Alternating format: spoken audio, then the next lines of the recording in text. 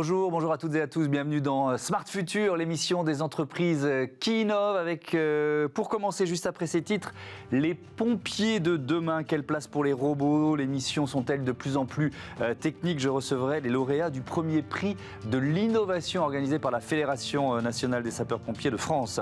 Dans Smart Connect, notre plongée dans les mutations du e-commerce, vous découvrirez Flipnik, une plateforme et une application sur mobile pour donner de la visibilité aux commerçants locaux. Et puis dans la seconde partie de l'émission, Smart City, la ville intelligence, on va découvrir comment le marché de l'automobile est secoué par le boom de l'occasion et le recyclage des pièces auto. Mais d'abord, bienvenue dans la caserne du futur.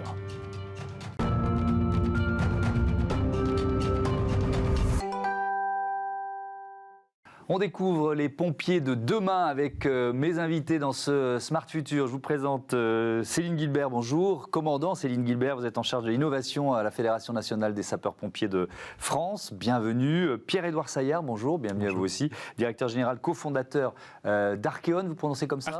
Arkeon, voilà, j'ai la bonne prononciation. Le lieutenant William Jouve, bonjour, bienvenue à vous aussi, lieutenant première classe au groupement territorial ouest du CSP Besançon-Centre, ça fait beaucoup, hein, et vous êtes chef du bureau formation. Tout à fait. Bienvenue à tous. On va parler de ce prix de l'innovation qui a été remis pour la première fois, Céline Guilbert, au 127e congrès national des sapeurs-pompiers de France, c'était à Marseille. Pourquoi il a été créé d'abord?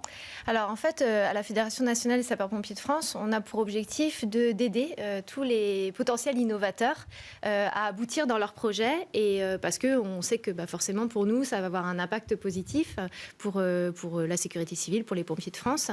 Et donc c'est avec l'association Atraxis, une association d'officiers de sapeurs-pompiers, qu'on a décidé de co-organiser ce premier prix. L'objectif étant en fait pour les sapeurs-pompiers eux-mêmes d'aboutir dans des projets, parce qu'il y a plein de bonnes idées en fait qui voient le jour dans des casernes, et parfois ils ne savent pas trop comment s'y prendre pour aboutir ou pour donner quelque part un élan à cette innovation. Et puis aussi pour des petites entreprises ou des start-up qui elles-mêmes ont conçu quelque chose qui va forcément avoir un impact important pour nous sapeurs-pompiers, et donc c'est quelque part donner ce tremplin à l'ensemble des innovateurs. Donc c'est deux prix en un, hein, on est bien d'accord, et on a les deux lauréats ici même. Il y a beaucoup d'initiatives qui existaient au sein des casernes, chez les sapeurs-pompiers, qu'il fallait un peu comme ça bouillonnait, il fallait en faire quelque chose. Nous, à la Fédération nationale des sapeurs-pompiers de France, en fait, tous les mois, on a un sapeur-pompier qui nous dit, voilà, j'ai pensé à ça, qu'est-ce que je peux faire, comment je peux faire pour concrétiser, est-ce que vous pouvez m'aider? Oui, donc c'est vraiment un phénomène. William Jouve, pourquoi vous avez participé? On a saisi une opportunité lorsqu'on a découvert cette première édition du prix de l'innovation sapeur-pompier. Exactement ce qui vient d'être décrit. On a des bonnes idées. C'était fait dans notre caserne initialement pour la formation de nos pompiers. Ouais. Et lorsqu'on a vu que ça fonctionnait, on a cherché à le déployer un peu plus à l'échelle de notre département. Ouais. Parce que c'est quoi l'idée, en quelques mots? En quelques mots, c'était comment détourner le principe du divertissement qu'est l'escape game, qui peut être connu du grand public pour des scénarios de jeu, et d'en faire un outil de formation en remplaçant tout ce qui va être énigmes, codes et matériel par des connaissances et des techniques sapeurs-pompiers, et permettre de les réactualiser. Ouais, on rentrera dans le détail tout à l'heure, évidemment. Pierre-Édouard Saillard, ça représente quoi ce prix? On va là aussi prendre le temps d'expliquer ce que vous faites, mais vous êtes une jeune entreprise, Arkeon? C'est ça, on est une jeune entreprise, on s'est créé il y a un peu moins de 4 ans. Ouais. Et en fait, on développe des appareils pour la médecine d'urgence, pour le préhospitalier, dans le but en fait de mieux manager la ventilation dans la prise en charge des patients en arrêt cardiaque. Et on commercialise notre premier produit EOLife depuis un peu moins d'1 an. Et en fait, le prix pour nous, en fait, c'est déjà une reconnaissance de nos utilisateurs, puisqu'on participe à beaucoup de concours depuis la création d'Arkeon. Et en fait, c'est le premier prix pour nous qui vient directement de nos utilisateurs. Et en fait, c'est entre guillemets une marque de reconnaissance sur le besoin qui est vraiment nécessaire en fait chez les pompiers d'avoir un meilleur outil pour manager l'arrêt cardiaque. Ouais, et là aussi, on prendra le temps de détailler le fonctionnement de cet outil. Vous êtes venu avec. Alors, moi, j'étais à Marseille au congrès des sapeurs-pompiers parce qu'il se trouve que je suis le parrain aussi de l'ODP, voilà, qui s'occupe des orphelins des pompiers. Ça fait une quinzaine d'années que je suis parrain, donc on se connaît bien avec Céline. Alors, ce qui m'a frappé, dans les allées du Congrès, on était à Marseille, il faisait un temps radieux, c'est qu'il y avait des robots là, qui se baladaient assez bruyants dans les allées. Ils servaient à quoi d'ailleurs ces robots Alors ces robots en fait ont différentes utilités, mais notamment l'un des robots a été utilisé pour éteindre le feu à Notre-Dame, donc ça nous permet aussi parfois d'intervenir à distance dans des situations où ça pourrait avoir un danger en fait pour les sapeurs-pompiers, et du coup de participer à l'extinction, mais ça peut être aussi des reconnaissances qui peuvent être aussi réalisées. Il y a différents types d'utilités pour nous. Mais comment ils sont perçus par les pompiers? Parce qu'on parle souvent de robotisation de la société ici, vous l'imaginez, et on se pose toujours la même question, est-ce que ça va piquer le boulot des humains, quoi, vous voyez, en quelque sorte. Comment ils sont perçus par les pompiers, ces robots? Pour l'instant, ils sont peu déployés sur le terrain, mais ils sont plutôt vus comme un outil complémentaire. On sait bien que de toute façon, il y aura toujours besoin de sapeurs-pompiers sur le terrain et ça ne remplacera pas en fait le métier. Et au contraire, c'est plutôt une sécurisation aussi et une capacité à être plus efficient. L'innovation, ça a toujours existé chez les pompiers, c'est inhérent à l'histoire de ce corps d'une certaine façon? Ça a toujours existé, mais quelque part, ça n'a peut-être pas été structuré. On commence à voir émerger dans les services départementaux d'incendie et de secours des services innovation. Ça n'existait pas il y a quelques années. Et puis bon, nous, la Fédération nationale, le groupe de travail qu'on a constitué est tout récent, il date d'il y a 1 an et demi. Alors l'un des enjeux, c'est pour les pompiers, c'est d'attirer les jeunes. Est-ce que l'innovation, dans votre relation avec les pompiers qui bossent avec vous à Besançon, est-ce que c'est un moteur pour les jeunes pompiers, vous voyez ce que je veux dire, pour les jeunes recrues? Et c'est aussi un moteur pour nos anciens. C'est vraiment le but de l'innovation et d'emmener l'ensemble de nos sapeurs-pompiers vers le haut. Ça peut bien sûr motiver des vocations et ça peut être un outil de recrutement. C'est aussi une façon pour nous de s'améliorer encore et toujours face à la complexité de nos interventions. Ouais, parce que le turnover, Céline, des pompiers volontaires, c'est une vraie problématique. C'est-à-dire que le temps passé en caserne, il a tendance à se réduire un peu, c'est ça? Oui, on est 80% de sapeurs-pompiers volontaires et c'est vrai que on voit que avant les anciens sapeurs-pompiers s'engageaient très très durablement. On a des pompiers là qui partent en retraite au bout de 40, voire même un peu plus. 40 ans d'engagement, c'est beaucoup. Maintenant, les plus jeunes vont s'engager pendant 10, 12, 15 ans et puis après, ils vont peut-être partir sur d'autres choses ou revenir. Mais on a beaucoup plus de turnover, effectivement. Est-ce que c'est un métier de plus en plus technique? Est-ce que vous avez cette impression? Il faut finalement des formations, il faut pas juste se dire je vais aller au feu ou je vais intervenir au secours à personne. Est-ce que vous le ressentez comme ça? Il y a d'une part la polyvalence des missions qui fait qu'on a effectivement beaucoup de compétences à acquérir et il y a aussi effectivement cette complexité de nouvelles technologies, de nouvelles situations qui se confrontent à nous, qui font qu'on doit sans cesse se réinventer et améliorer nos compétences.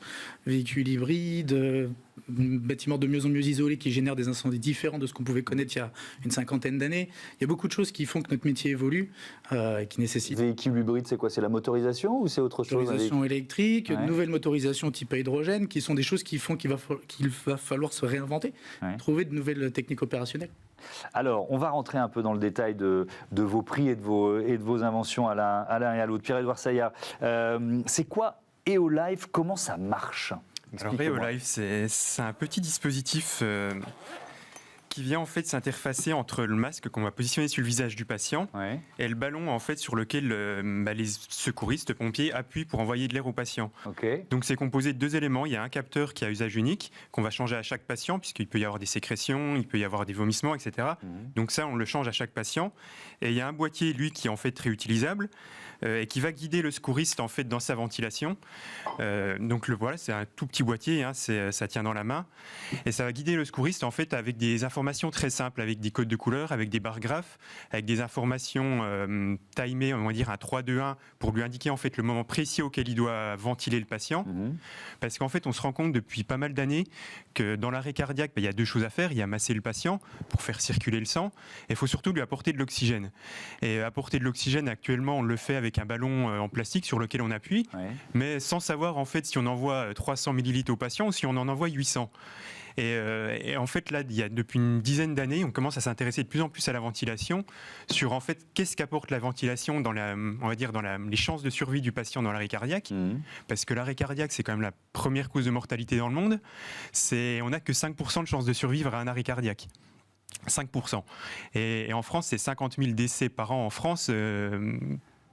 à cause de l'arrêt cardiaque. C'est un enjeu de santé publique. Donc il y a un enjeu, voilà, c'est ça. C'est un enjeu majeur de santé publique. Et en fait, la ventilation, on commence à se rendre compte que c'est peut-être en fait une des solutions majeures en fait pour améliorer la survie dans l'arrêt cardiaque, parce qu'on l'a vu en fait, on a mis en place les défibrillateurs un peu partout dans les, on va dire au niveau du grand public. Il y a aussi maintenant, il y a tout ce qui est des systèmes de planches à masser qui vont remplacer en fait le massage cardiaque. C'est un piston qu'on positionne sur le thorax du patient et ça va masser en fait le patient en automatique. Et la ventilation, en fait, ça reste le dernier élément qui reste pour l'instant amélioré. Et là, il y a une étude récente qui a été faite aux États-Unis, qui est sortie en 2020, et qui montre qu'en fait, en faisant correctement la ventilation, on arrive à doubler les chances de survie des patients. Ouais. C'est quoi la part de l'intelligence artificielle dans un produit comme celui-là ? Alors en fait, on a au démarrage du produit, on va sélectionner la taille du patient, on va sélectionner en fait aussi le mode de ventilation qu'on va faire, et derrière en fait l'appareil va analyser en fait les besoins du patient, parce que en fonction, si on a un patient des fois qui peut être très restrictif, puisqu'ils peuvent être, on va dire, il peut avoir les voies aériennes encombrées, etc. En fait, on va adapter le rythme de ventilation et son besoin vraiment par rapport à ce que les poumons ont besoin. D'accord. Donc du coup, on va analyser en fait les cycles respiratoires et on va indiquer précisément le moment auquel il faut ventiler pour éviter de surventiler le patient ou sous-ventiler le patient en fonction de ses caractéristiques pulmonaires. Céline Guilbert, pourquoi EOLife a été finalement choisi, a reçu ce prix ? Il y avait beaucoup de candidats quand même. Oui, on a eu en tout 70 candidatures, 35 sur le côté start-up entreprise et 35 côté pompier. C'était le premier prix, donc c'est déjà pour nous très bien. Il y a eu 5 finalistes. Et ensuite, on a constitué un jury avec des représentants des différents acteurs de la sécurité civile. Et c'est ce jury en fait qui a donné des notes selon un certain nombre de critères. Et EOLife est arrivé, voilà, le premier. Et les autres avaient aussi de belles innovations. Oui, il y avait quoi ? Si vous en avez une qui vous vient en tête, par exemple. On en avait une par exemple qui était sur l'intelligence artificielle, plus pour prévoir en fait des interventions à l'avance en fonction d'un certain nombre de paramètres statistiques liés à la météo, etc. Et c'est vrai que ça, c'est aussi une innovation qui est intéressante pour nous, pour la gestion en fait, des ressources humaines et anticiper nos effectifs en fonction de tout ça. Voilà. Sur le côté pompier, on avait un pompier, par exemple, qui avait pensé à la création d'une balise lumineuse pour retrouver des personnes perdues, en fait, par exemple, au large, sur l'eau ou en montagne, et que les pompiers puissent la localiser à distance. Voilà. Après, ça peut être la conception d'une lance aussi qui permet de garder les pompiers à l'intérieur du véhicule en sécurité.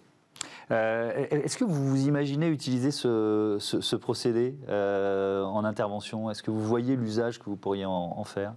Nous l'utilisons actuellement dans notre caserne de Besançon-Centre. C'est un outil qui est bisontin, la société bisontine. Donc la caserne de Besançon-Centre avait eu l'occasion de tester et de déployer cet outil. On l'utilise actuellement. Ah bon, c'est un nid de bisontin alors ici en fait. Je savais pas. Et alors vous voyez vraiment la différence ? Retour d'utilisateur, tiens, ça va vous intéresser. On voit effectivement assez rapidement ce qui a été décrit, à savoir que nos techniques ont des axes d'amélioration. Notre utilisation du ballon peut être améliorée et on a ce monitoring qui nous permet de savoir comment. Donc on peut le trouver sur le terrain et améliorer un petit peu cet axe qu'est la ventilation, et on le découvre chez tous nos profils. Alors Céline Guilbert, il y a un élément important. On continue d'employer l'expression soldat du feu parce que c'est une réalité, mais le secours d'urgence à personne, c'est d'abord ça les missions des pompiers aujourd'hui. Les sapeurs-pompiers sont tout d'abord des soldats de la vie. Ce sont plus de 80% de nos interventions. Donc, et effectivement, pour nous, c'est important aussi de communiquer dans ce sens-là, parce qu'on voit qu'on a des personnes qui n'osent pas s'engager comme sapeurs-pompiers parce qu'il y a une méconnaissance de notre activité. Et le collectif aussi est très important chez nous. Alors, je reviens à votre escape game, William Jouve. Vous avez remporté le prix de l'innovation, on va dire, des pompiers, des casernes. C'est quoi ? C'est un jeu pour apprendre en quelque sorte ? C'est ça, paradoxalement, c'est ce qu'on peut appeler les serious games, les jeux professionnels. C'est très paradoxal, mais c'est comment amener de manière ludique, de manière nouvelle, comment immerger notre sapeur-pompier intervenant dans un jeu qui finalement va lui apporter, qui n'est qu'un prétexte à le former et à lui apporter des connaissances ou à le faire réviser. Alors le point de départ, c'est une pièce fermée, une thématique, un chronomètre. Et puis alors ensuite, c'est quoi? Moi j'ai fait quelques escape games. Il y a un scénario. Comment ça fonctionne? On a créé 2 scénarios, effectivement. Le premier est un scénario incendie, dans lequel on se retrouve immergé avec pour objectif de traiter un feu d'appartement avec victime. Ouais. Donc on essaye vraiment de se rapprocher au maximum de l'opérationnel. C'est ce qui rend la chose vraiment palpable et intéressante pour nos profils, pour nos agents. Et on a eu un scénario secourisme. On partait à domicile pour une personne qui présente un malaise, ce qui peut être la plupart du temps nos interventions. Et il va falloir faire notre métier de sapeur-pompier, aviser face à ce qu'on va trouver sur le terrain. Ouais, on voit d'ailleurs des images. Vous avez filmé déjà ces sessions d'escape game. Vous les pratiquez depuis combien de temps et quel est le retour d'efficacité, le retour d'expérience? On les pratique depuis à peu près 1 an dans notre caserne, donc c'est pour ça que je disais qu'on ne l'avait pas conçu spécifiquement pour ce prix. Et quand on a vu qu'il fonctionnait auprès de tous les profils, que ce soit de nos formateurs, nos apprenants, nos anciens, nos jeunes, nos équipiers, nos chefs, on a vraiment eu un retour qui était très largement positif, puisqu'on fait travailler cette équipe et dans un cadre opérationnel proche de ce qu'ils ont en intervention. Ouais. Donc c'est ce qui leur a tous plu, et le fait qu'ils soient mobiles, qu'on ait pu la tester dans d'autres casernes, nous a permis, au bout d'une 50aine d'utilisations, de nous dire peut-être que le prix d'innovation est une possibilité pour nous, ça fonctionne. On peut y aller, on ose y aller. Voilà, ça. Et puis on essaye de le diffuser à d'autres. Notre outil fonctionne, partageons ces outils qui marchent. Si ça peut servir à la formation d'autres sapeurs-pompiers ailleurs, dans le Doubs, en France. Ouais. Et c'est ce qui se passe d'ailleurs, Céline Guilbert, parce que voilà, c'est pas juste donner un prix de l'innovation, c'est ensuite partager les bonnes pratiques, j'imagine. Oui, c'est ça, en fait, l'aventure continue, puisqu'ils ont été sollicités par différents services départementaux d'incendie et de secours. On souhaite aussi, nous, les aider à améliorer encore leurs produits. Donc, par exemple, il y a un partenariat avec la boutique des sapeurs-pompiers de France pour concevoir l'escape game à l'échelon national. Voilà, donc il y a plein d'autres projets après qui, du coup, se décline de ce prix de l'innovation. C'est simple d'utilisation, pour une caserne, des pompiers qui découvrent l'escape game, ça se met en place rapidement. On fait passer des trinômes qui représentent au mieux une équipe en intervention, et on leur explique les quelques règles de l'escape game. J'ai déjà fait passer des trinômes de tous les âges qui ne se connaissaient pas et qui n'avaient jamais fait d'escape game. Il suffisait de leur expliquer ce qu'était un jeu d'évasion, et le reste, ça reste du sapeur-pompier. Donc on les emmène rapidement sur du pompier, ils s'y retrouvent tout de suite. Ils retrouvent leur univers. Pourquoi le jeu, c'est un vecteur d'apprentissage pour vous ? Parce que ça nous permet à nous de mettre le stagiaire en position d'apprendre et d'être beaucoup plus acteur de sa formation. C'est lui qui va chercher les solutions. S'il n'a pas la réponse à une énigme ou un mécanisme, on a fait en sorte qu'il puisse trouver la réponse par lui-même dans le jeu. Et donc c'est ce qui va le mettre en position de chercher la solution, de pratiquer. On va jouer sur du kinesthésique, sur du verbal, sur vraiment du coopératif, un aspect qui va tout de suite bien mieux ancrer les solutions. Est-ce qu'il y a aussi un lien avec... comment je peux dire ça, le plaisir ou l'émotion? Quand on joue, il y a ces sensations qui sont associées, et donc ce qu'on aura appris, on va peut-être mieux le retenir parce qu'il y a eu de l'émotion? Tout à fait, et puis on est vraiment sur cet aspect-là de satisfaction. On a un chronomètre, mais on n'a pas de durée limite. On sait que notre agent sortira, notre équipe sortira, et le but du jeu étant de sortir le plus rapidement possible. Il y a un peu d'émulation entre les équipes aussi, j'imagine. Joue, forcément. Et donc il n'y a pas de situation d'échec, tout est fait pour qu'ils trouvent par eux-mêmes, et ils le trouveront par eux-mêmes. Donc il y a cette satisfaction à la fin. Pierre-Édouard Saillard, je reviens à EOLife. Vous avez aussi imaginé un module de formation. On est sur des logiques qui se rejoignent finalement. C'est ça, en fait, on s'est rendu compte, alors en fait, après avoir commencé à commercialiser il y a à peu près 1 an le produit, qu'on avait beaucoup de demandes en fait de centres de formation pour former les équipes, former en fait les nouveaux pompiers, former les nouveaux infirmiers, pour mieux les former à la ventilation. Et en fait, on s'est posé la question en début d'année de sortir en fait une version vraiment dédiée à la formation du produit. C'est une version qu'on a sortie au début de l'été, au mois de juin, et en fait, elle est légèrement différente de la version en fait pour le secours, où on a ajouté juste en fait un mode blind dessus, un mode à l'aveugle, qui permet en fait dans un premier temps, on fait passer les élèves en ventilation à l'aveugle, on fait juste enregistrer les données, on leur montre leur score. Voilà, vous avez eu 10% de ventilation efficace, vous avez ventilé à 20 fois par minute et avec des volumes de 200. Et après, on les fait ventiler avec le produit. Et en fait, on se rend compte que dès qu'ils ont l'outil de monitoring, on arrive très rapidement à des scores d'efficacité de 80%, de ventilation efficace, et avec en fait des volumes et des fréquences qui sont vraiment dans la cible des recommandations internationales. Donc il y a vraiment un effet apprentissage qui est très rapide et très, très efficace. Oui, parce que l'apprentissage prend finalement très peu de temps. Ça prend quelques secondes, on va dire, ou quelques minutes, le temps de comprendre qu'il y a un bar graphe qu'il faut suivre et un timer qu'il faut suivre. Mais c'est très très simple. Et il y a en fait tout un système d'alarme sur le produit qui vont lui indiquer si par exemple s'il y a des fuites, si le masque est mal positionné sur le visage du patient, avec pareil des systèmes d'alarme qui vont indiquer s'il y a des fréquences trop importantes ou trop faibles, ou si les volumes sont trop importants ou trop faibles. Donc en fait on arrive très rapidement à se caler dans la cible et à ventiler correctement. Qui utilise ou est amené à utiliser cet outil? Il y a les pompiers, il y a le SAMU, il y a le SAMU également, il y a aussi la Croix-Rouge, il y a tout ce qui est également... alors c'est principalement nos utilisateurs en France. Après, à l'étranger, ça va être les équivalents des pompiers, donc ça va être les NHS en Angleterre. Et c'est vraiment en fait tout ce qui est pré-hospitalier. En fait, on se rend aussi compte quand même qu'il y a des demandes en fait en intra-hospitalier pour l'avoir par exemple sur les chariots d'urgence. Parce que pareil, en fait, quand on est dans un service, on n'a pas tout le temps en fait un ventilateur ou des gens formés experts à la réanimation. Et ça arrive en fait qu'on ait des arrêts cardiaques en intra-hospitalier. Et ils ont en fait, comme les pompiers, un simple ballon sur lequel appuyer pour envoyer de l'air aux patients. Et en fait, on a aussi de la demande pour équiper des services. Et pendant la formation des médecins, par exemple, est-ce que vous avez déjà été contacté par les organismes, par les universités Alors en France, on est peu présent dans les universités, mais on est présent dans certains SAMU et SMUR, par exemple à la Riboisière. On est également présent à l'hôpital de Brest, à l'hôpital de Besançon également. Donc en fait, tous les médecins qui sont médecins urgentistes ou médecins SAMU passent en fait en formation sur le produit pour en fait déjà se rendre compte qu'ils ventilent pas forcément correctement, ce qui n'est pas toujours facile des fois à entendre quand on a 20 ans de pratique. Et en fait, par contre, ils comprennent très rapidement comment corriger leurs gestes.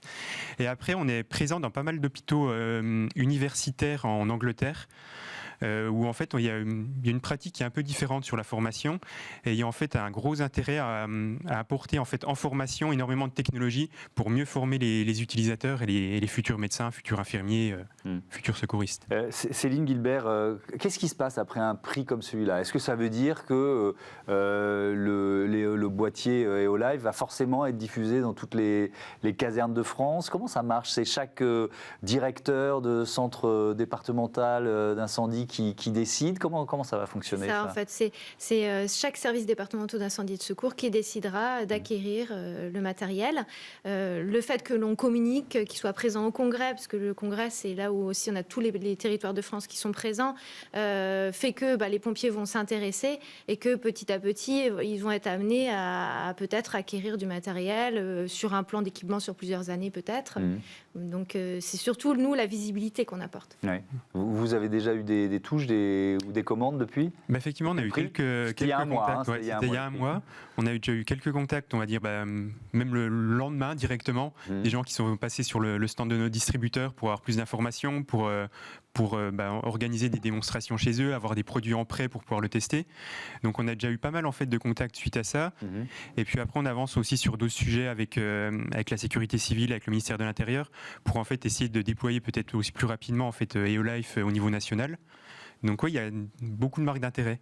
Vous l'avez peut-être déjà évoqué, mais je voudrais reprendre cette info. Vous avez modéliser en quelque sorte l'effet d'une ventilation maîtrisée sur les chances de survie, sur le pourcentage de chances de survie? Alors nous actuellement on n'a pas fait cette étude avec EOLife, mais il y a une étude qui a été faite aux États-Unis donc sur les années 2018-2019, elle a été publiée en 2020, où en fait, avec deux groupes, on va dire, de patients, des patients qui ont été bien ventilés, des patients qui ont été mal ventilés, et on se rend compte que les patients bien ventilés dans cette étude, donc c'est une étude qui a été faite sur quand même plus de 550 patients, donc c'est quand même une étude assez importante, on se rend compte que les patients bien ventilés, en fait, ont un taux de survie qui est passé de 5% dans le groupe mal ventilé à 11% dans le groupe qui est bien ventilé.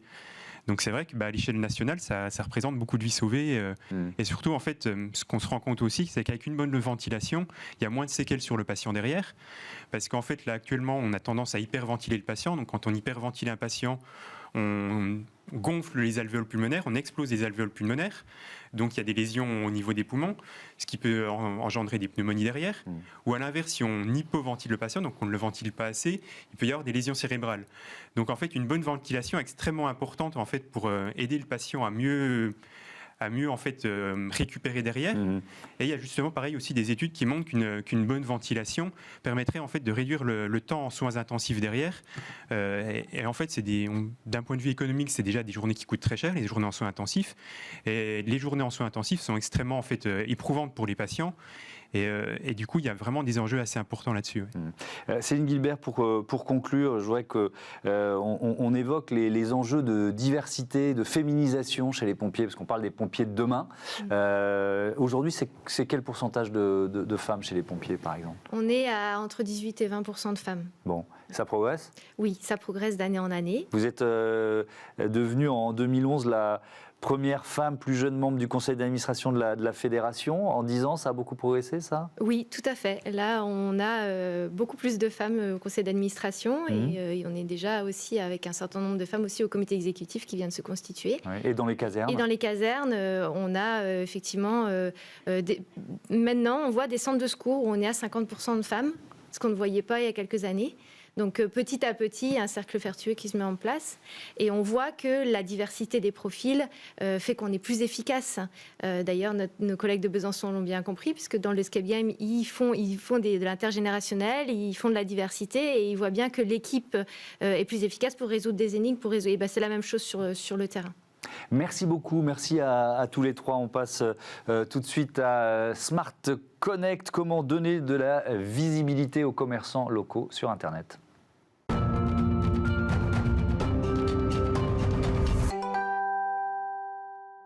Smart Connect avec Flip & Pick aujourd'hui. Bonjour Jessica Nguyen, bienvenue. Bonjour. Vous êtes la directrice des opérations. C'est quoi Flip & Pick? Alors Flip & Pick, c'est une application mobile et une plateforme web qui sont dédiées à digitaliser les commerçants indépendants avec la participation active de la communauté de consommateurs qui vont être récompensés pour mettre en valeur le savoir-faire des commerçants indépendants.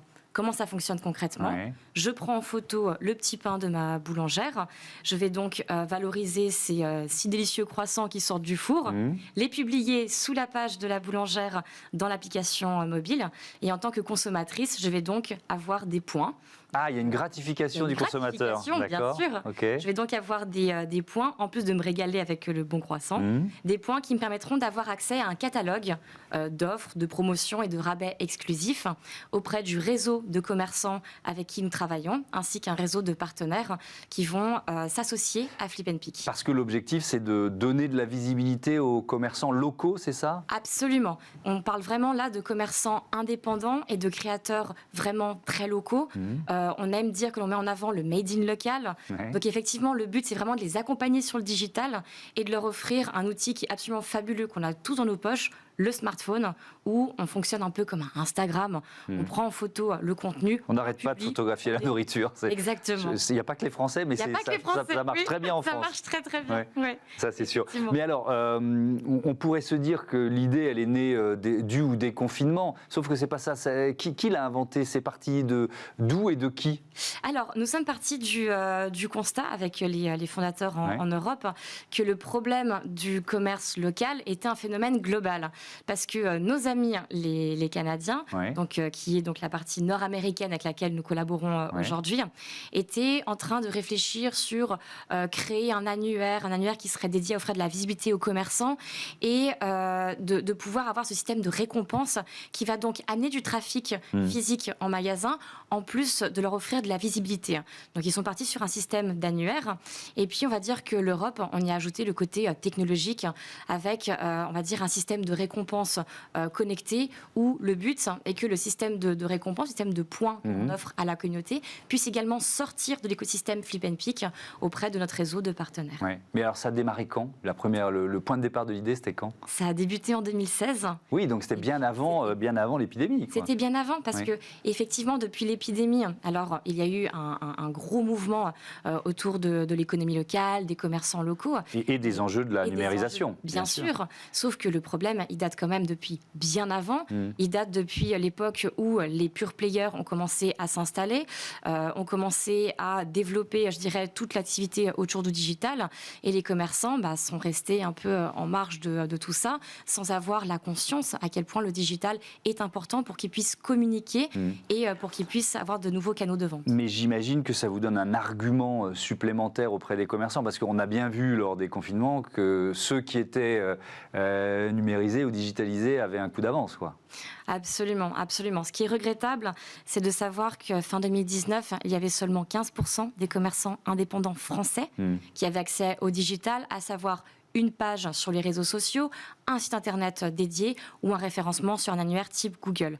Fort heureusement, la tendance s'est un petit peu inversée parce que je dirais qu'il y a eu en 2020 un gros mouvement autour de l'économie locale, des commerçants locaux et l'importance qu'ils se mettent enfin sur le digital.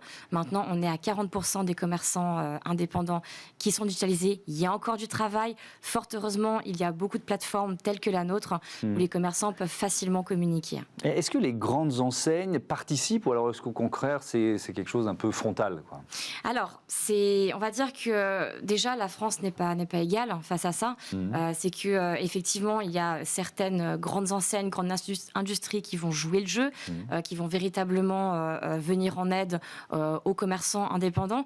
J'aimerais quand même souligner que Amazon a participé à référencer des petites marques françaises pour les mettre en avant. Certains pure players, purement digital, participent également à référencer des commerçants indépendants et leur offrir de nouveaux canaux de vente. Maintenant, il y a encore beaucoup de travail à faire et c'est pour ça que des plateformes comme les nôtres, on essaye de créer en fait un cercle vertueux où les grandes enseignes ont la possibilité également de participer à l'écosystème pour favoriser la visibilité des commerçants indépendants. C'est quoi le modèle économique? C'est un abonnement pris par les commerçants, c'est ça? Absolument. Les commerçants ont la possibilité de souscrire à 3 types d'abonnements. Il y a d'abord un abonnement qu'on appelle freemium, qui est 100% gratuit. Les commerçants sont parfaitement autonomes sur nos plateformes. Ils peuvent s'enregistrer, créer leur page et mettre leurs informations à jour autant qu'ils le souhaitent. Nous n'intervenons pas. Pour 365 € par année, nous offrons un service de digital complet aux commerçants. On parle quand même d'une visibilité sur différentes plateformes. Il va y avoir la création d'une page web sur notre site. Il va y avoir le référencement du commerce dans l'application. Nous allons leur créer du contenu sur les réseaux sociaux. En plus de ça, nous allons leur rédiger un article optimisé SEO pour qu'ils puissent augmenter leur référencement dans les moteurs de recherche Google. Donc ça, c'est pour 1 € par jour. C'est pour 1 € par jour. Et alors, il y a un service encore plus premium, c'est ça? Exactement, absolument, qui est de l'ordre de 865 € par année, donc qui va être disponible à partir de mi-2022, où les commerçants auront la possibilité, via une seule et unique plateforme, la possibilité de gérer l'entièreté de leurs réseaux sociaux, ainsi que la gestion des commentaires de la part de leurs clients. Dernier mot sur peut-être la cible. Vous ciblez plutôt les jeunes, plutôt toute la population? Je parle des utilisateurs, là, évidemment. Alors, on a un phénomène qui est assez paradoxal, c'est qu'en Amérique du Nord, on voit qu'il y a vraiment une mentalité totalement différente. C'est-à-dire qu'on va partir sur une cible presque Gen Z, on est sur du 18-25 ans, on cherche vraiment à avoir le côté très food, très... voilà, on va aimer les boules de glace très fancy, on va aimer les gaufres, on va aimer vraiment le côté un petit peu junk food, bien que junk food également un peu sain, un peu healthy, etc. Mais sur le marché français, on constate qu'on a quand même un engouement de la part des 25-35 ans. Donc on a une cible qui va être assez CSP+, active, urbaine, majoritairement des femmes, parce qu'on est à 54% de femmes qui utilisent nos plateformes. Donc on a une cible qui est extrêmement intéressante, parce que l'on sait que l'on peut vraiment apporter ce côté déplacement, donc gestion du trafic physique en magasin, parce que nos commerçants comprennent vraiment l'emphase de je peux attirer via le système de récompense les consommateurs physiquement en magasin. Merci beaucoup, merci Jessica Nguyen d'avoir participé à cette chronique. On se retrouve bientôt sur Bismart. Qui sait, une pause et puis on ouvre notre chapitre consacré à la Smart City, la ville intelligente, avec un zoom sur le marché de l'occasion auto en plein boom.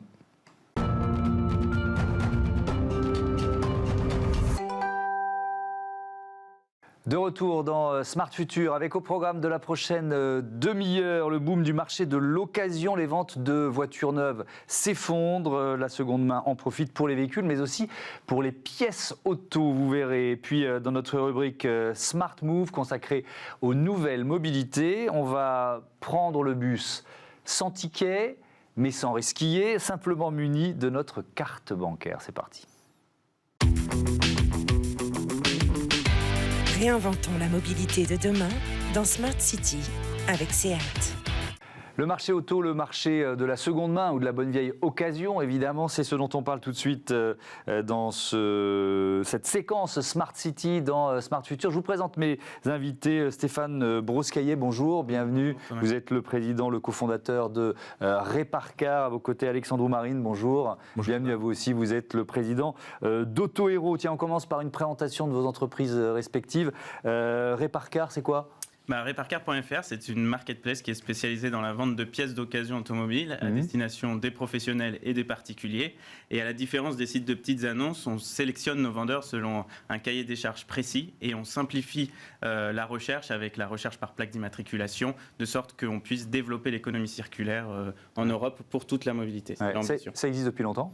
Ça existe depuis fin 2018. On est une start-up avec une forte croissance puisqu'on a une croissance de 15% par mois en ce moment.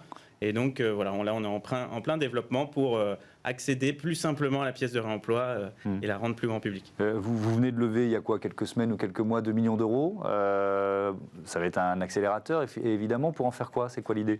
L'idée, c'est, comme beaucoup de startups, c'est de recruter. Les enjeux, on est une jeune entreprise innovante, donc on a besoin de développeurs. Donc, on recrute un certain nombre de développeurs dans nos locaux à Paris et bien sûr développer l'international. Donc là, on est en train d'ouvrir l'Espagne en ce moment et on va aller dans d'autres pays européens dès l'année prochaine. Allez, une même séquence de présentation avec vous, Alexandre Marine. AutoHero, c'est quoi AutoHero ? Bonjour Thomas. AutoHero, c'est le concessionnaire digital qui vend des véhicules d'occasion en ligne et les livre chez les particuliers partout en Europe sous 48 heures. AutoHero, c'est la troisième marque du groupe Auto1 qu'on a lancé il y a un peu moins de 10 ans d'Allemagne et qui aujourd'hui est le leader européen de la vente de véhicules d'occasion en ligne. On a différentes marques qui sont connues en France comme vendezvotrevoiture.fr qui permet aux particuliers de vendre leurs véhicules d'occasion très rapidement et au meilleur prix européen. On a la marque auto1.com qui est une marque B2B qui permet aux professionnels, donc des concessionnaires, d'acheter et de vendre des véhicules d'occasion. Et il y a un an, on a lancé AutoHero, qui permet aux particuliers d'acheter un véhicule en ligne, comme sur toute plateforme d'e-commerce, et de se faire livrer le véhicule chez lui. Alors, la notion de seconde main dont on va parler ici, ou d'occasion, ou de reconditionnement, enfin voilà, c'est des termes qui vont beaucoup être utilisés pendant ce débat, cette interview. Ça représente quoi pour vous en termes d'investissement, ça ? Écoutez... le reconditionnement, par exemple. Avec AutoHero notamment, on s'est rendu compte que maîtriser le reconditionnement est clé. Ouais. Le véhicule d'occasion, pour qu'on satisfasse notre promesse de vente qui est de garantir un véhicule pendant 12 mois, de permettre aux particuliers qui l'achètent en ligne et donc ne le voient pas, et de pouvoir décider 2 semaines après la livraison s'il le garde ou pas, la qualité est cruciale. La notion de transparence de qualité. Donc c'est dans ce contexte-là qu'on a décidé d'investir massivement dans des capacités de reconditionnement. Donc on va monter partout en Europe, et a fortiori en France, des véritables usines. On commence avec nos premières en France, avec l'objectif en 2023 d'avoir plus de 500 000 capacités de reconditionnement par an. Donc 500 000 voitures reconditionnées. Ouais. Et ça veut dire à très très court terme des centaines d'emplois qu'on va créer les prochains mois en France et des milliers en Europe sur les prochaines années. C'est important dans le contexte de l'occasion d'avoir cette transparence, cette fiabilité. Et pour cela, on estime qu'il faut maîtriser la chaîne de A à Z. Et avec AutoHero, c'est ce qu'on veut faire pour tous les particuliers. Alors, je voudrais qu'on fasse un constat sur le marché automobile et ce coup de frein sur le neuf avec des chiffres assez frappants donnés par l'Association des constructeurs européens. 665 000 voitures vendues voitures vendues, j'y arrive, des immatriculations qui ont reculé de 30%. Donc ça, c'est le chiffre global, octobre 21. Et si on regarde pays par pays, on voit que l'Italie affiche une chute de 35%, l'Allemagne à peu près équivalent, un peu en dessous de 34,9%, la France, donc on est à 30,7%, l'Espagne 20,5%. Donc il y a vraiment un contexte général européen de baisse des ventes de véhicules neufs. Est-ce que mécaniquement, Alexandre Doumarine, ça booste le marché de l'occasion? Alors, en effet, ça le booste. Aussi, on a traversé une grande crise en 2020, crise des différents confinements partout dans le monde, ce qui a eu un impact terrible sur le véhicule neuf. D'abord parce que pendant quelques mois, les usines étaient fermées. Un peu partout dans le monde. Après, il y a eu, avec la reprise et le boom des produits tech, une crise des matières premières, etc.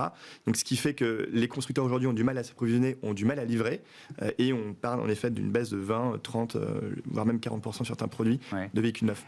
L'occasion, elle va en poupe. On peut voir que même en 2008, lors de la crise, alors que le véhicule neuf avait baissé d'après 20%, l'occasion était restée assez stable. C'est ce qu'on voit aujourd'hui, il est même en croissance. Les particuliers ont toujours ce besoin de mobilité individuelle. Même au sortir du premier confinement, c'était le cas en Chine, les citoyens chinois sont sortis avant les Européens, avant les Américains des premiers confinements. On a vu qu'ils s'étaient rués sur le véhicule individuel. Et aujourd'hui, c'est ce qu'on voit encore en Europe et aux États-Unis, à fortiori en France. Et donc, l'occasion est clé et connaît un véritable boom aujourd'hui. Est-ce que c'est vrai aussi, toujours, cet impact de la baisse du neuf pour les réparations, Stéphane Broscaillet? Oui, alors, complètement. C'est pas un effet immédiat, c'est plutôt souvent a posteriori qu'on va s'en rendre compte, parce qu'on est du coup sur un vieillissement aussi du parc automobile, puisqu'on atteint les 10 ans d'âge du parc automobile, quand l'occasion et qu'on arrive à prolonger la durée de vie de l'automobile, donc ce qui est très bien parce que c'est écologique aussi de réussir à prolonger la vie du produit. Et donc du coup, il y a un besoin en pièces détachées aussi de réemploi qui grandit, notamment parce qu'on sait qu'après 6 ans, 5 ans, une voiture a perdu 66% de sa valeur. Donc du coup, pourquoi mettre une pièce neuve sur un véhicule d'occasion? Il vaut mieux mettre une pièce d'occasion, un rétroviseur d'occasion sur sa voiture d'occasion. C'est du bon sens et un acte écologique important. Donc en soi, oui, il y a cette croissance qui va se faire aussi de la pièce de réemploi par ce biais-là et le prolongement de la vie des véhicules. On parlait de pénurie de pièces. Est-ce que ça vous frappe? Est-ce que ça vous touche aussi?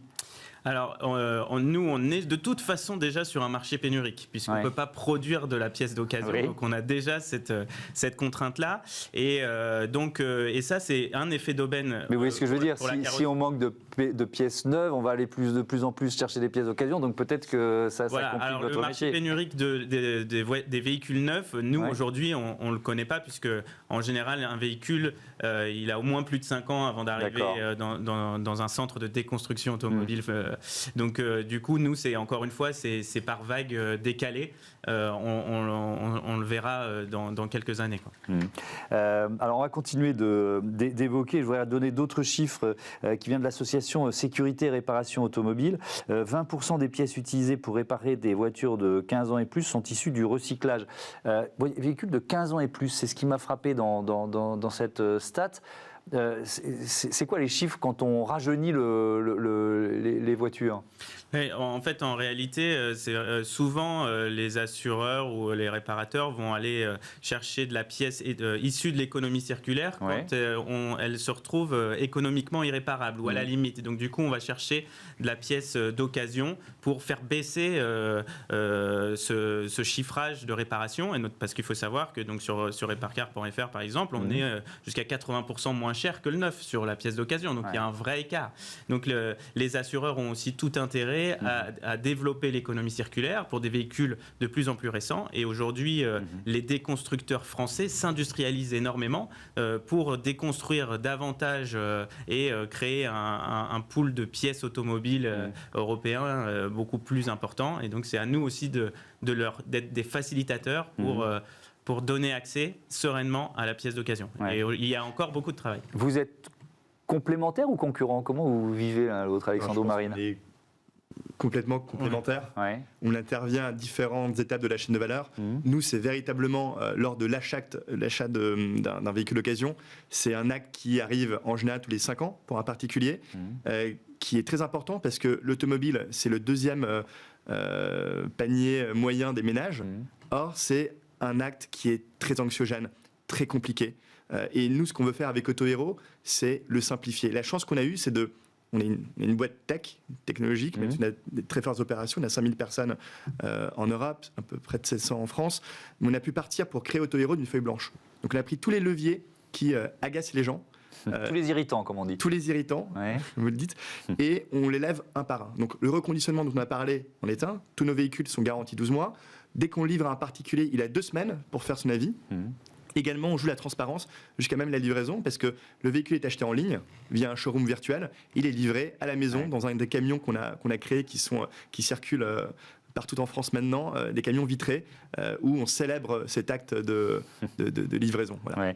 Mais je vous ai posé la question de la complémentarité parce que est-ce que vous avez le sentiment que c'est une nouvelle... C'est paradoxal ce que je dis parce que l'occasion, ça fait des années que voilà, c'est un phénomène, mais que c'est une nouvelle filière qui est en train de se créer. Est-ce que vous diriez ça? C'est une filière qui se développe en tout cas, et notamment parce que jusqu'à maintenant, c'était finalement compliqué d'y accéder. Il fallait être connaisseur, il fallait aimer l'automobile, il fallait être un initié de l'automobile et des solutions comme les nôtres qui sont des solutions finalement digitales, techniques, qui s'adressent au grand public, facilitent l'accessibilité du réemploi et donc du coup doit être un marché qui va grandir. Vous avez évoqué les assurances, ça change quoi? Le fait que les grandes compagnies d'assurance rentrent en jeu dans ce modèle-là finalement de la pièce auto recyclée? C'est un discours qui est très important parce qu'il faut savoir que là on parlait de 20%, mais la réalité de marché c'est que la pièce d'occasion c'est que 5% de la pièce de rechange en général. Donc c'est finalement très, très petit, alors qu'en Espagne, aux États-Unis, c'est 20%.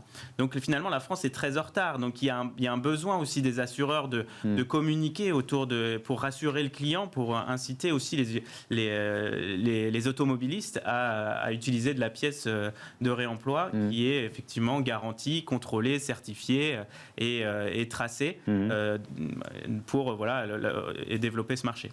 Thomas, je pense que c'est une question très intéressante. Est-ce que c'est un marché, l'occasion, qui se développe, qui se dessine? En fait, il a de tout temps été là. C'est-à-dire que... C'est pour ça qu'on pourrait se dire, mais pourquoi vous parlez de ça dans Smart Future quoi? Mais c'est hyper pertinent. En fait, si on regarde les transactions de véhicules d'occasion, historiquement, il se vend 2,5 fois plus de véhicules d'occasion que de véhicules neufs. Parce qu'il y a une rotation du parc roulant, etc. Depuis la crise de 2020, il s'en vend à peu près 3 fois plus. Donc c'est un marché qui a toujours existé, qui est en croissance relative. Néanmoins, il y a deux transitions qui sont très clés aujourd'hui dans la transaction des véhicules d'occasion. La première, c'est une structuration, c'est-à-dire que c'est un marché qui est très fragmenté. Aujourd'hui, on voit la création de grands mastodontes, notamment Autohero via le groupe Auto1. Auto1 vend 600 000 voitures d'occasion par an en B2B. On a l'ambition d'en vendre des centaines de milliers dans les années à venir en B2C. Donc il y a une structuration, une consolidation du marché. Et deuxième chose, c'est un passage du offline vers le online.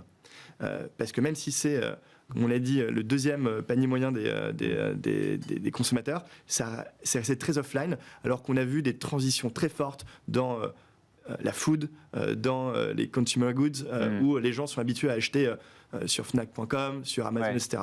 Et nous, on a pris le parti que l'automobile d'occasion est le prochain bien de consommation de masse qui sera complètement, dont la distribution sera complètement digitalisée, et on sera l'acteur, et on est l'acteur qui le permet. Et oui, en fait, c'est un peu l'avenir du secteur auto qui est en train de se dessiner, avec un cadre réglementaire qui a quand même pas mal changé, notamment des lois de transition énergétique qui font la promotion de l'éco-conception, du recyclage. Est-ce que ça veut dire que vous voyez arriver des voitures qui sont plus faciles à recycler et avec plus de pièces réutilisables ? En tout cas, c'est sûr qu'aujourd'hui, c'est une démarche que les constructeurs prennent en compte, c'est l'éco-conception.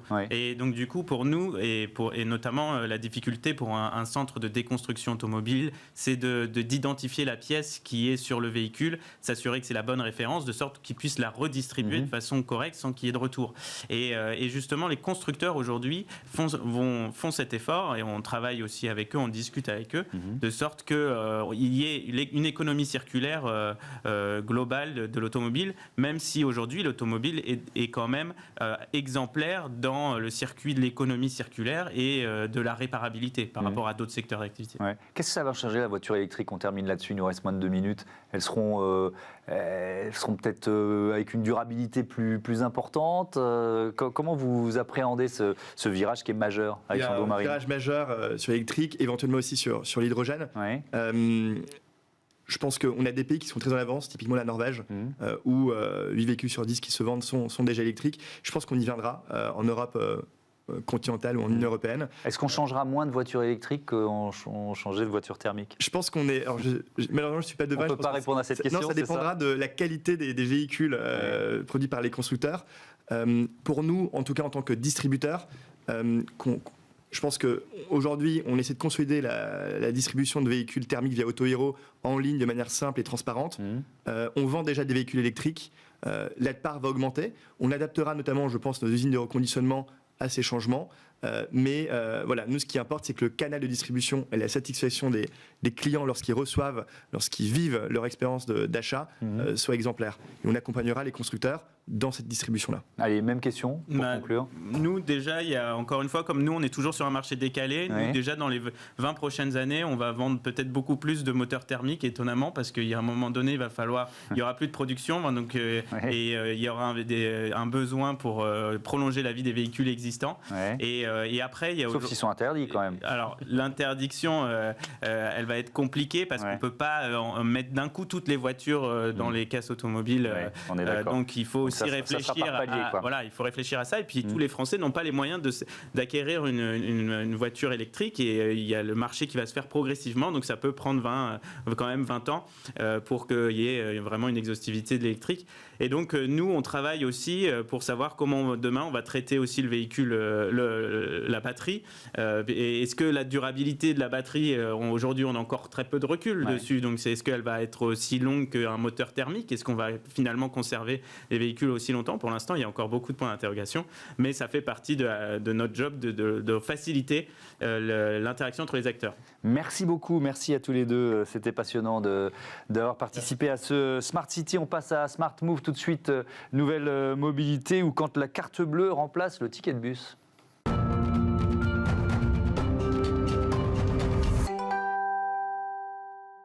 Smart Move, les nouvelles mobilités avec Flowbird. Bonjour Nicolas Dardonville, bienvenue. Bonjour. Vous êtes directeur commercial système transport intelligent chez Flowbird. C'est quoi? Ça marche comment? Flowbird, c'est une ETI française de 1300 personnes.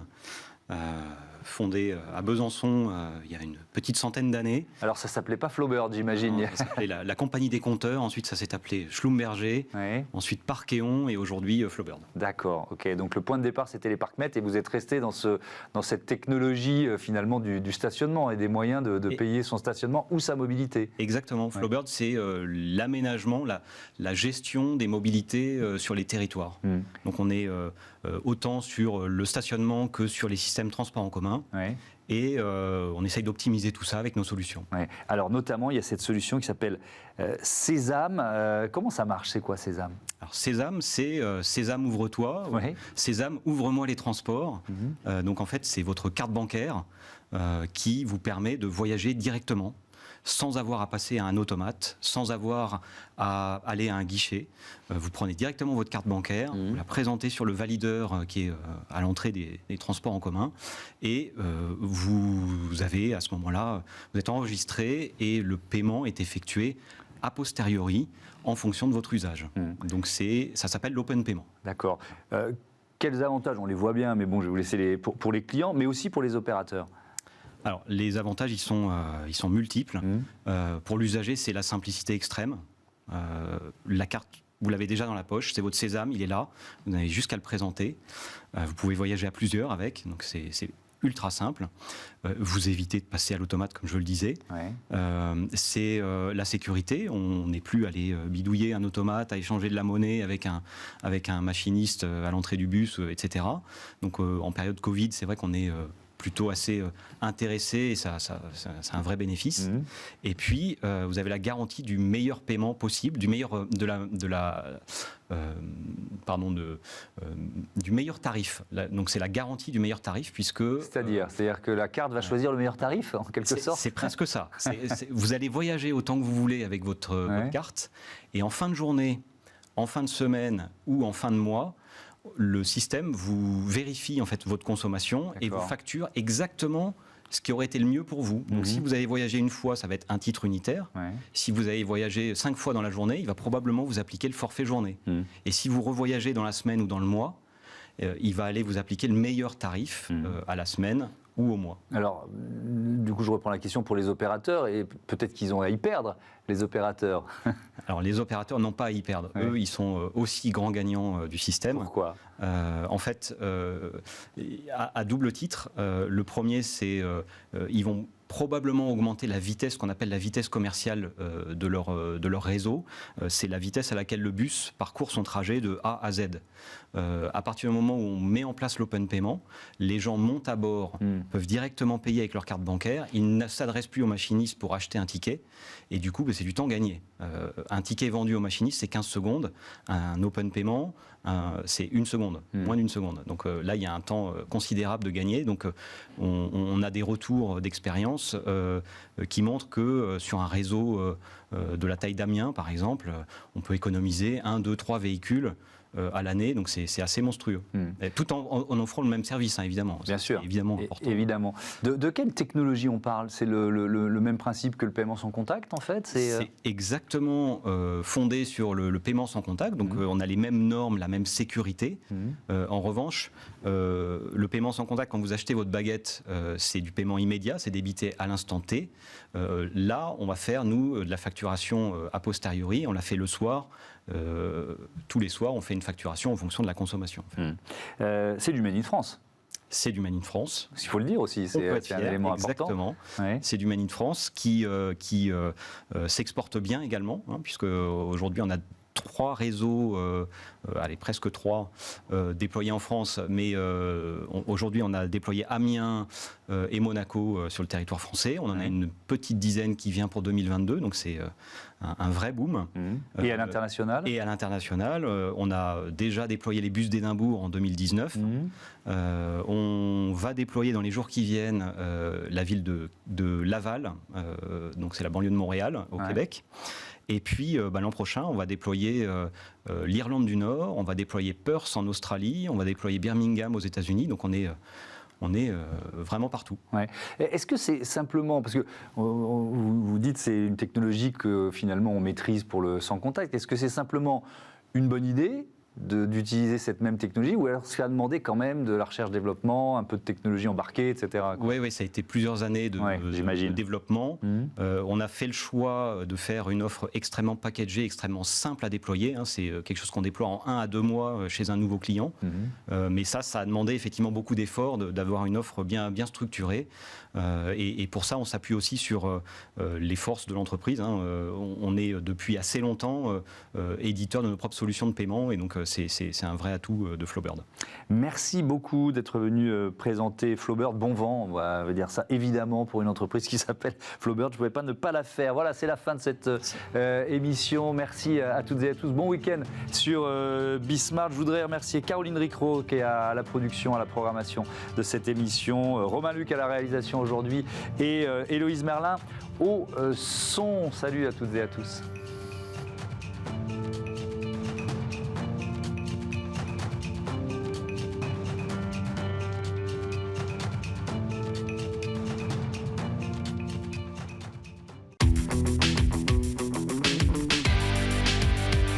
Ce programme vous a été présenté par SEAT.